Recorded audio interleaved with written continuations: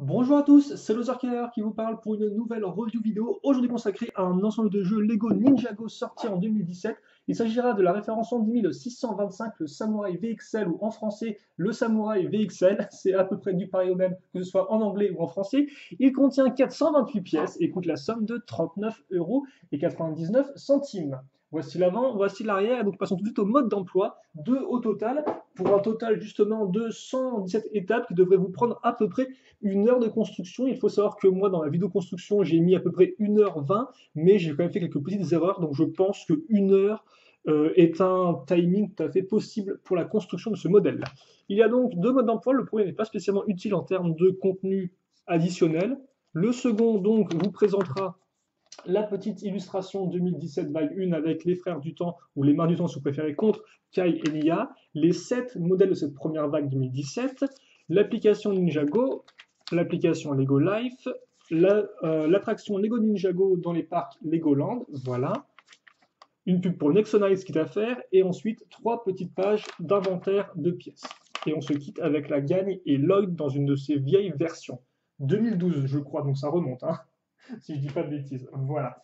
Et donc passons maintenant aux figurines, au nombre total de 4, dont 2 exclusifs à ce modèle-là. Et donc nous allons commencer non pas par une exclusivité, mais par Nia, notre ninja de l'eau, donc qui nous revient en version 2017 avec un tout nouvel imprimé, ma foi, fort joli, que vous allez pouvoir voir tout de suite le temps que j'ajuste la mise au point ainsi que la lumière afin qu'on puisse bien voir de quoi il en retourne. Voilà donc pour Nia.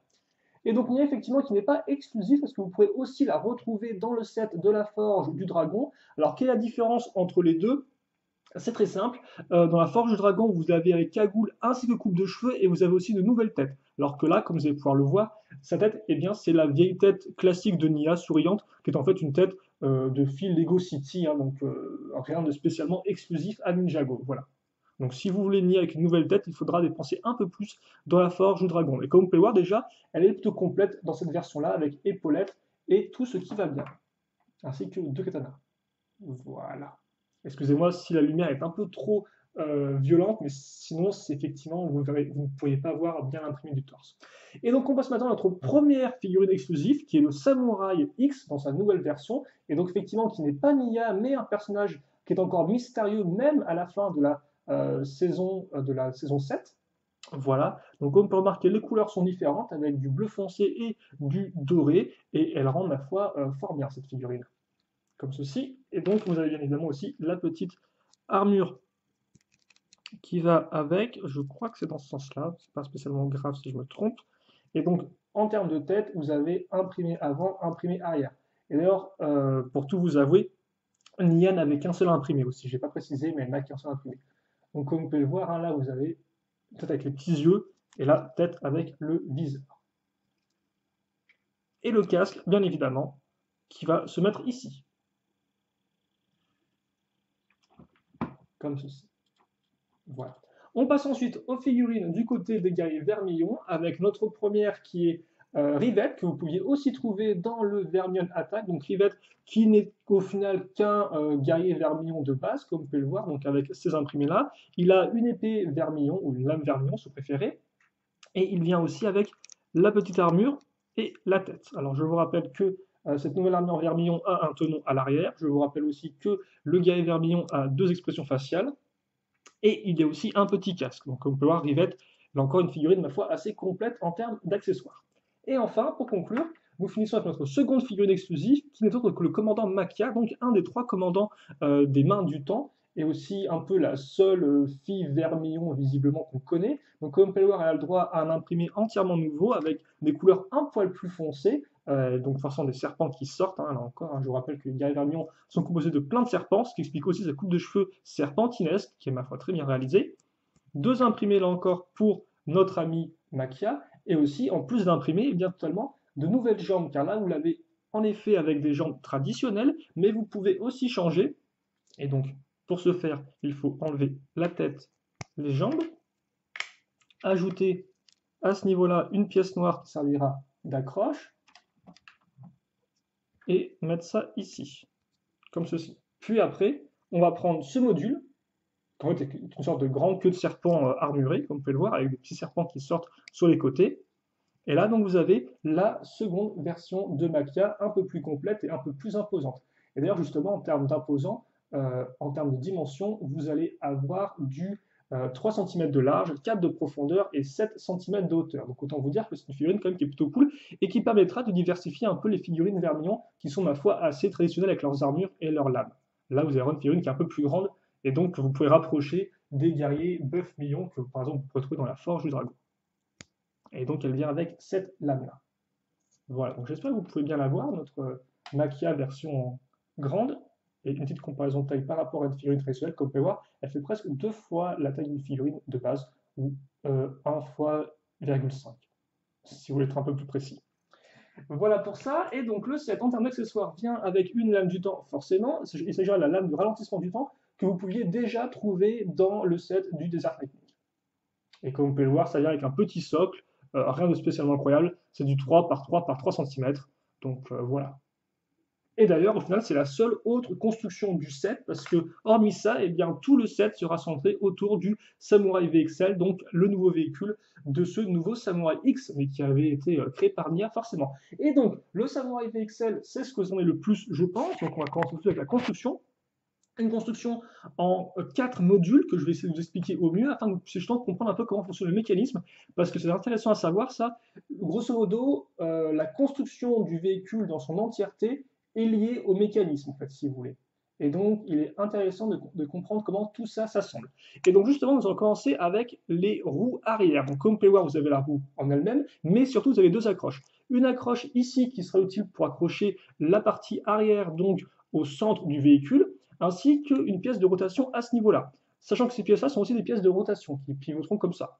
Donc une fois qu'on a ça, on fait une seconde roue à l'identique et on raccroche tout ça sur le module arrière à ce niveau-là. Comme vous pouvez le voir, comme mes deux pièces ont des éléments de rotation et comme elles se touchent, ça fait que quand j'en tourne une de roue, l'autre tourne aussi. Donc les deux deviennent dépendantes l'une de l'autre. Voilà. Ensuite, on passe donc au module arrière, qui est cette espèce de gros bloc, qui est intéressant pour 2 choses. Donc forcément, bon, l'arrière avec le petit pot d'échappement, voilà, en termes de détails, ainsi que les petits feux, comme vous pouvez le voir, de couleur rouge transparente, ok.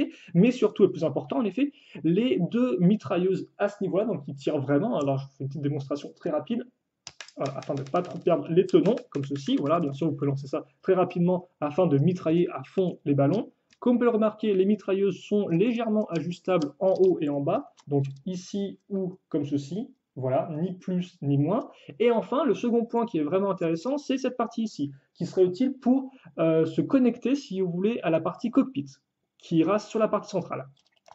Mais avant ça, nous allons passer maintenant à la partie roue avant qui ressemble à ceci. Et donc là, on se rend compte qu'effectivement, c'est comme la partie roue arrière, c'est-à-dire que les roues sont accrochées de façon à ce qu'elles puissent pivoter. Sauf que là, comme vous pouvez le voir, comme les roues ne sont pas, entre guillemets, enfin comme la partie roue n'est pas assez massif pour se coller l'une à l'autre, on a mis une grande barre de 2x6 afin de les relier l'une à l'autre. Ce qui fait que quand j'en tourne une, ça fait pivoter l'autre, comme vous pouvez le voir à ce niveau-là. C'est cette espèce de petit mouvement qui est fonctionnel. Et donc, une fois que j'ai compris ça, je me rends compte qu'à l'arrière, je retrouve mon accroche ici pour la partie centrale, et je retrouve aussi cette accroche-là, qui au final eh bien, sera similaire à celle-ci, pas en termes de forme, mais en termes de fonction. C'est-à-dire qu'effectivement, cette partie-là et cette partie-là vont servir à se raccrocher, ou plutôt à connecter, si vous voulez, le cockpit aux parties arrière. J'espère que vous suivez toujours un peu, ça peut sembler un peu compliqué, mais ça va prendre tout son sens quand on va mettre les différentes parties. On passe maintenant à la partie centrale. La partie centrale, intéressante pour 2 choses. Déjà, les accroches ici et là pour les roues, hein, donc ça, on l'a plus ou moins vu. Et aussi, l'utilisation de pièces ici avec des trous circulaires qui seront utiles pour accrocher le cockpit. Voilà, et c'est honnêtement à peu près tout ce qu'il y a à savoir là-dessus. Après, vous pouvez remarquer comment est fait la structure, là encore à coup de bonnes grosses briques système classique, mais qui fonctionne bien, avec une forme plutôt chouette, hein, ventilation et autres, j'en passe, et des meilleurs. Et enfin, la quatrième et dernière partie, ça va être l'utilisation de notre cockpit. Donc comme vous pouvez le voir, il est légèrement incliné, ce qui donne un peu plus de dynamisme à l'ensemble. Vous noterez aussi la très belle réalisation, aussi bien en termes de forme que de couleur, avec la succession de couches de couleurs un peu marron sable, puis bleu foncé, puis noir, puis avec les autocollants dorés, ce qui donne au tout un look vraiment sobre et élégant, je trouve. La petite vitre qui s'ouvre comme ceci. Par contre, bon, vous noterez que l'habitacle est, ma foi, assez spartiate. Il n'y a pas de poste de commande ni rien, c'est vraiment très très carré. Donc ça, c'est pour ce qui est l'élément design. Après, pour l'élément d'accroche, là où ça va être intéressant, c'est effectivement avec ça et ça. Ça pour relier effectivement le cockpit à la partie centrale, et ça pour connecter justement le cockpit aux parties des roues. Ok, donc j'espère que vous suivez toujours un peu avec moi, car maintenant effectivement on va passer à la connexion entre tous ces éléments, et là vous allez mieux comprendre comment ça marche. Donc déjà on va raccrocher ça ici, on utilise nos barres à ce niveau, et on va les clipser là-dedans, dans les trous, comme ceci. Et donc là, comme on peut voir déjà, ça veut dire que j'ai mon... Ah, j'arrête pas d'essayer d'avoir la meilleure luminosité, mais c'est vraiment compliqué. Voilà. Est-ce qu'on n'est pas un peu fou là? J'ai l'impression qu'on est fou à chaque fois. Bon, ça devrait faire l'affaire. Donc, comme on peut voir maintenant, notre cockpit est relié à la partie centrale et pivote. Et ça va être le mouvement vraiment important, en fait, si vous voulez. Parce que maintenant, on va relier la partie avant, et donc en fait, cette partie-là, la petite partie noire qui est en fait cachée ici, va se relier au centre de ça. Donc, comme ceci. Et pareil de l'autre côté. Même type d'accroche, même type de connexion.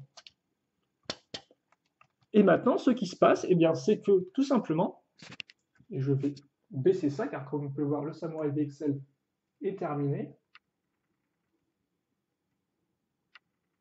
Voilà.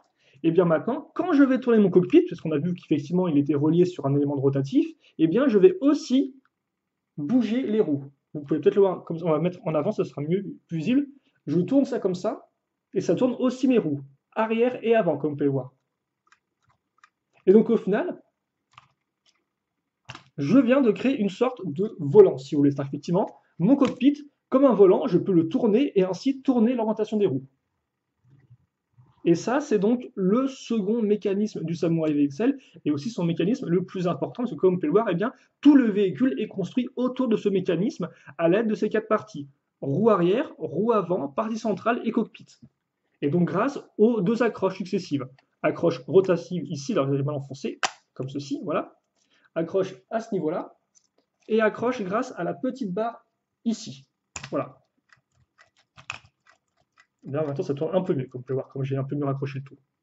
Voilà. Et donc, bah, écoutez, le Samurai VXL, on va en faire un petit turn around. Donc, déjà, je vais baisser la caméra, je vais m'assurer que la mise au point est bonne. Et on va parler donc de ses proportions et petites comparaisons de taille qui vont avec, forcément. Et donc, effectivement, en termes de dimension, nous sommes dans du 12 cm de large, du 20 cm de longueur, et en termes de hauteur, comme forcément vous pouvez le voir, il a un peu une forme un peu triangulaire, ou en biais, ou incliné en diagonale, si vous préférez. Il fait 5 cm à l'avant et 10 cm à l'arrière en termes de hauteur. Et comme ça, il a vraiment une bonne forme, je trouve. Les roues arrière ressortent bien, vu qu'elles sont assez massives. C'est vraiment un modèle qui, au final, est assez simple, entre guillemets, en termes euh, de design, j'ai envie de dire, mais qui rend vraiment très très bien. Et ça, on va y revenir ensemble lors du blanc de la vidéo, qui va se faire au final un peu tout de suite, parce que ne nous reste plus que ça à faire. Voilà, il faut la comparaison établie entre les deux figurines, voire entre ces deux figurines-là, enfin, vous puissiez voir par rapport à Maquia qui est un peu plus grande. Et donc, en un mot, comment je définirais moi ce modèle? Eh bien, je dirais que c'est un peu l'outsider. Alors, l'outsider, pour ceux qui ne connaîtraient pas ce terme, qui est un terme qu'on peut retrouver dans le monde du milieu sportif, si vous voulez, d'un côté, dans le milieu sportif, vous allez avoir un champion, un challenger, donc qui est un peu le favori pour détrôner le champion, et aussi l'outsider. L'outsider, c'est le type qui vient un peu derrière, qu'on n'attend pas trop, mais qui peut se révéler plein de bonnes surprises. Et donc, au final, c'est un peu le cas aussi avec ce modèle-là, parce que si vous voulez, dans Ninjago 2017 Wagyu, nous avons deux modèles qui semblent être ceux qui intéressent le plus les gens, d'après ce que j'ai pu comprendre. C'est d'un côté la prison Vermillon, parce que forcément, dedans, vous avez les frères du temps, vous avez le flot d'acier, des éléments très importants, donc forcément, ça en fait un set qui donne envie. Et vous avez aussi la Forge du Dragon. Là encore, Dragon de Fusion, Nia, leurs parents, tout ça font que c'est des sets qui forcément attirent le plus l'œil. Et Samurai VXL à côté, lui, il n'a pas la même envergure forcément que ces sets-là, mais toutefois, il est super intéressant pour plusieurs points. Et donc, justement, déjà, les figurines, c'est vraiment vous avez une bonne sélection de figurines avec en effet donc Nia, alors que vous pourrez certes retrouver mais pour un peu plus cher et qui restera une belle figurine. Forcément le nouveau Samurai X, personnage très mystérieux et qui peut être encore plus intéressant si vous possédiez l'ancien Samurai X pour votre collection par exemple et qui bien évidemment et là encore est une belle figurine. Maquia, alors Maquia qui est intéressant pour pas mal de points que je trouve. Le premier, c'est que forcément déjà, c'est le seul personnage féminin du côté des Vermillons, donc ça fait un peu plus de diversité.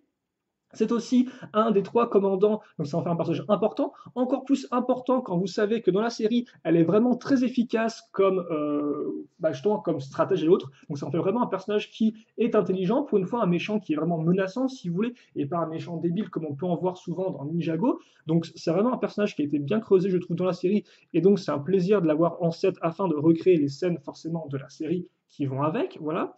Et donc vous avez aussi Rivette qui va compléter votre armée de guerriers vermillons. Après, en termes d'accessoires, comme vous pouvez le voir, c'est très limité dans le sens où, eh bien, on n'a qu'un petit socle qui est vraiment très limité. Voilà, hein. On va d'ailleurs mettre ici, et c'est vrai qu'en plus la lame de ralentissement du temps n'est pas spécialement la plus rare ni rien. Mais déjà, en termes de figurines, je trouve qu'on a un bon package. Alors après, certains pourront dire que bon, ils n'aiment pas trop les filles, etc. Blablabla.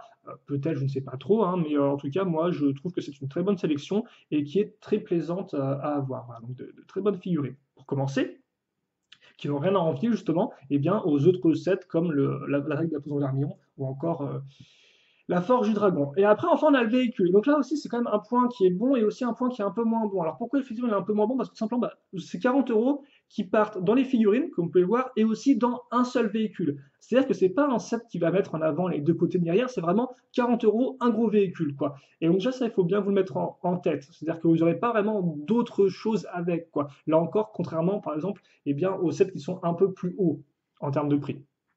Mais toutefois, c'est un très bon véhicule, malgré certaines limitations. Les limitations, déjà, c'est peut-être le manque de mécanismes. On se rend compte qu'on a un bon gros véhicule, mais au final, on n'a que deux véritables mécanismes, dont un qui est un mécanisme de mitrailleuse lourde. Donc c'est vrai que pour ceux qui aiment avant tout des trucs ultra techniques, des petites pièces et tout, ils risquent d'être un peu déçus. Par contre, le modèle, je trouve, moi, est très sympa, et pas sympa dans le sens sympa sans plus, mais vraiment sympathique. Sympathique à construire déjà, parce que c'est vraiment, entre guillemets, une construction qui est pure, si vous voulez, dans le sens où c'est à 95% du Lego système. C'est-à-dire que pour une fois, il n'y a pas le Lego technique vraiment pour les mécanismes. Alors il y en a un peu, certes, au niveau de la base, vous l'avez vu avec moi, mais comme vous pouvez le voir, au final, tout le mouvement un peu de déplacement avec les roues, c'est que des grosses pièces de rotation, quoi. Et donc ça, c'est le genre de pièces qu'on aurait pu retrouver il y a 10, 20 ans et tout, à l'époque où effectivement les constructions Lego System, donc avec les briques traditionnelles, n'étaient pas encore, entre guillemets, entachées par des éléments Lego techniques, même si c'est pas non plus un négatif, hein. Il y a des très bonnes constructions système technique. Mais le fait est que là, vous avez vraiment une construction qui se fait avec des bonnes grosses pièces, des pièces de rotation, et le mécanisme, si vous voulez, se fait un peu sans éléments vraiment techniques, et je trouve ça super intéressant en termes de construction personnellement. Et comme j'ai dit aussi, vous manipulerez des bonnes grosses pièces, quoi, ce qui fait que c'est une construction qui est assez plaisante, elle n'est pas prise de tête, il n'y a pas des petites pièces dans tous les sens. Alors là encore, ça pourra en déplaire à certains parce qu'ils diront que ça manque un peu de détails. Ce avec quoi je ne suis pas entièrement d'accord, parce que je trouve qu'en termes de détails, le modèle arrive à être simple et aller à l'essentiel, surtout comme vous pouvez le voir avec des gros éléments comme ça sur les côtés, par exemple, les petites parties à l'avant, les katanas ici. Donc, moi, je trouve que c'est un truc qui est solide en termes de construction et aussi, justement, en termes de design. Et enfin, aussi en termes de mécanisme, parce que justement, des fois, je vous dis, le mécanisme peut un peu entacher, si vous voulez, le design. C'est-à-dire qu'à force de vouloir mettre trop de mécanismes, le design est un peu impacté négativement. Par exemple, on voit des grosses barres qui ressortent, etc. Et là, c'est pas du tout le cas, parce que comme vous pouvez le voir, au final, le mécanisme fait entièrement partie de la construction. Ça fait qu'en fait, si vous voulez, il y a une sorte de symbiose organique entre, d'un côté, le mécanisme qui est tout le véhicule, hein, je veux dire, tout le véhicule, c'est le mécanisme. Vous tournez le cockpit, ça tourne les roues, quoi. C'est ce que je veux dire par là. Et la construction, justement, qui est directement liée. Et donc, et donc tout ça fait qu'on a une construction qui est, pour en revenir à mon mot, vraiment sympathique, quoi, qui change un peu de ce qu'on peut voir d'habitude. Et c'est ça qui est encore plus intéressant, c'est que de prime abord, comme j'ai dit, c'est un peu l'outsider, c'est-à-dire qu'effectivement, on ne le voit pas trop venir parce qu'il semble un peu commun. Et oui, effectivement, le Samurai VXE, entre guillemets, il n'est qu'un buggy. Et les buggy, on a déjà eu des véhicules comme ça dans Lego par le passé, quoi. Et c'est vrai que moi, personnellement, je me disais, bon, il n'y aura pas grand-chose vraiment de nouveau là-dedans. Et au final, j'ai été très agréablement surpris, parce que oui, c'est un buggy, mais il a un mécanisme qui est presque entièrement nouveau pour Ninjago, et qui en plus fonctionne vraiment très bien, avec un design qui est efficace et un modèle qui a une bonne taille. Et donc tout ça pour vous dire qu'au final, certes, c'est un modèle qui peut sembler un peu limité sur certains aspects, toutefois, c'est un très bon modèle pour ce qu'il propose. Et donc c'est pour ça que je peux vous conseiller le Samurai VXL. En tout cas, moi c'est un modèle qui m'a un peu pris de court, et donc c'est pour ça que je le nomme un peu l'outsider. Alors forcément, il n'arrivera pas vraiment, je dirais, un peu au même niveau que les sets un peu plus chers, parce que comme je vous l'ai dit, ouais, il a certaines limites. Il n'y a que un gros véhicule pour les ninjas et puis un peu basta si vous voulez. Mais toutefois, je pense il se défend bien et c'est pour ça que j'apprécie particulièrement. Voilà. Donc on va s'arrêter là parce que c'est quand même une grande review. J'espère que vous avez apprécié la vidéo. J'espère que vous avez pu voir un peu où je voulais en venir avec mon explication finale. J'espère aussi que la construction était facile à suivre et que vous avez pu comprendre comment tout s'assemblait. Et puis nous on se quitte là-dessus. Donc forcément, si vous, il vous reste des questions, des commentaires auxquels je n'aurais pas répondu dans la vidéo, eh bien n'hésitez pas à me les poser. J'y répondrai avec grand plaisir. Et puis pour le reste, on se retrouve plus tard pour de nouvelles vidéos, là encore. Et puis bien évidemment, portez-vous bien, passez une bonne journée, une bonne soirée, une bonne après-midi peut-être même.